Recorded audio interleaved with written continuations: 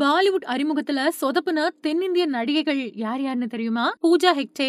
தமிழ் தெலுங்குல கலக்குன பூஜா பாலிவுட்ல 2016வது வருஷம் வெளியான ஹிருத்திக் ரோஷனோட மொஹிஞ்சோ டோரா படத்துல அறிமுகமானாங்க. அந்த படம் பாக்ஸ் ஆபீஸ்ல தோல்வியை தான் சந்திச்சது. தமன்னா பாட்டியா. தமன்னா பாட்டியா பாலிவுட்ல அறிமுகமான சாண்ட் சார் ரோஷன் செக்ரா படம் தோல்வியை தான் சந்திச்சது. அதுக்கு பின்னாடி 2013ல நடிச்ச ஹிம்மத் வாலாவும் வசூல குவிக்க தவறிடுச்சு. மாளவிகா மோகனன். தென்னிந்திய நடிகை மாளவிகா மோகனன் 2024ல யுத்ரா படம் மூலமா பாலிவுட்ல என்ட்ரி கொடுத்தாங்க. ஆனா ஆக்ஷன் படம் மோசமான விமர்சனங்களை தான் பெற்றது. ராஷ்மிகா மந்தனா. ராஷ்மிகா அமிதாப் பச்சனோட குட் பாய் படத்துல அறிமுகமானாங்க. ஆனா ஹிந்தி ரசிகர்களை இம்ப்ரெஸ் பண்ண தவறிட்டாங்க. ஷாலினி பாண்டே. அர்ஜுன் ரெட்டி மூலமா பிரபலமான ஷாலினி பாண்டே 2022ல ரன்வீர் சிங்கோட ஜெயஷ் பாய் ஜோர்டர் படத்துல நடிச்சாங்க. அந்த படம் பாக்ஸ் ஆபீஸ்ல வசூல குவிக்கவே இல்ல.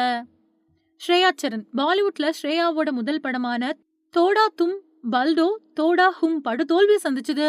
அதுக்கு பின்னாடி திருஷ்யம் மாதிரியான சூப்பர் ஹிட் படங்கள்ல நடிச்சாங்க. கீர்த்தி சுரேஷ். தெரி படத்துல ஹிந்தி ரீமேக்ல கீர்த்தி சுரேஷ் நடிச்சாங்க. ஆனா அந்த படம் பாக்ஸ் ஆபீஸ்ல படுதோல்வியை தான் சந்திச்சது. த்ரிஷா கிருஷ்ணன். 2010ல அக்ஷய் குமாரோட கச்சா மீதா படத்துல த்ரிஷா நடிச்சிருக்காங்க. இது மலையாள படத்தோட ரீமேக். இருந்தாலும் ஹிந்தி பாக்ஸ் ஆபீஸ்ல வசூல பெறவே இல்ல. ஸ்ருதிஹாசன். 2009ல லக் படத்துல ஸ்ருதிஹாசன் என்ட்ரி கொடுத்தாங்க. 37 கோடியில எடுக்கப்பட்ட அந்த படம் 34 கோடி மட்டும் தான் வசூல் பண்ணுச்சு.